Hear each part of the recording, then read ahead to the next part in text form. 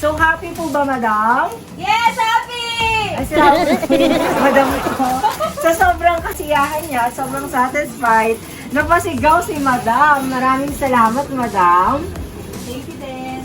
Hello, mga seswang! Magical Touch here, and welcome back again to my YouTube channel of Rhuel Cortez Vlogs. Nandito na naman po tayo sa panibagong videos na may bago kayong matututunang dagdag aral at kaalaman. At gusto mo bang malaman kung ano-ano ang mga ito? Well, halina at samahan niyo ako hanggang dulo.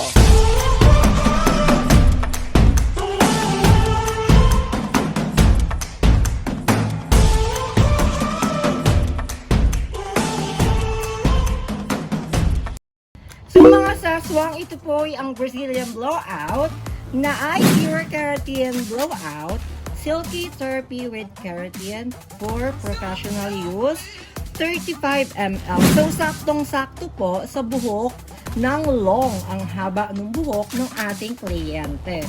So uubusin po natin to. At ito po yung Brazilian na gagamitin natin sa kanya.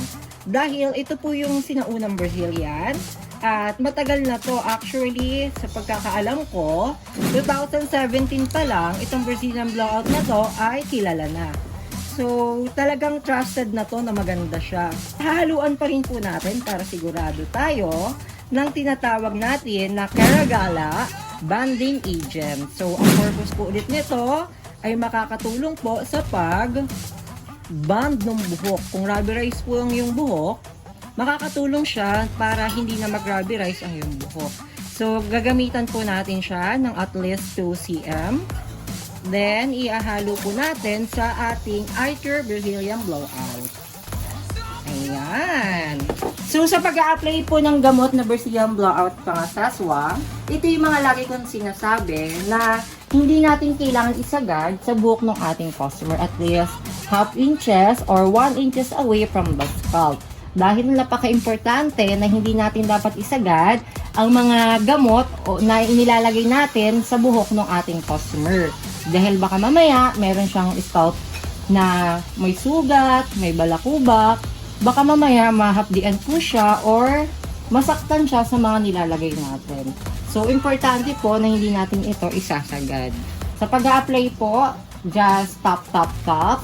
Hindi natin kailangan na umiiyak yung buhok ng customer dahil sa sobrang dami ng Brazilian.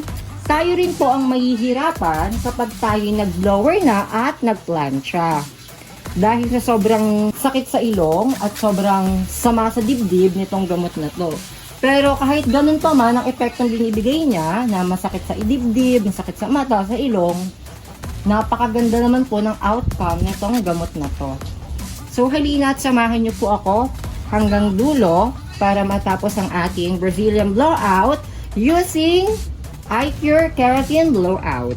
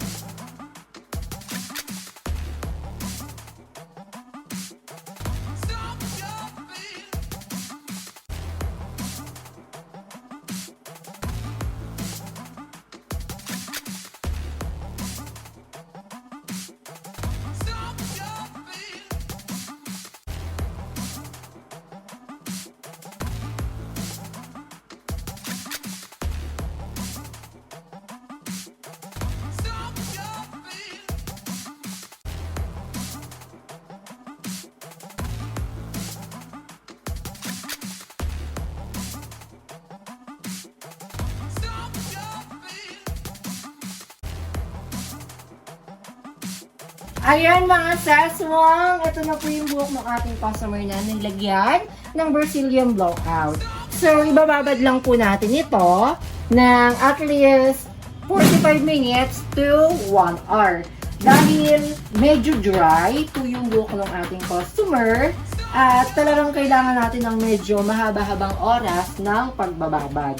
So, update ko po kayo maya-maya kapag tapos ko na po siya i-blower. At tapos ko na rin po siya i-plancha. So, hindi ko na po ipapakita yung pag-blower at pag-plancha dahil sobrang haba na po ng ating eksena. So, abangan nyo po mamaya, mga seswang. 2 hours later. Ayan, mga seswang, tapos na po ang ating Brazilian Blowout gamit ang Icure. So, another happy and satisfied client again from Rhuel Cortez, Magical Touch. So, happy po ba, madam? Yes, happy! Ay, salamat po, madam ko.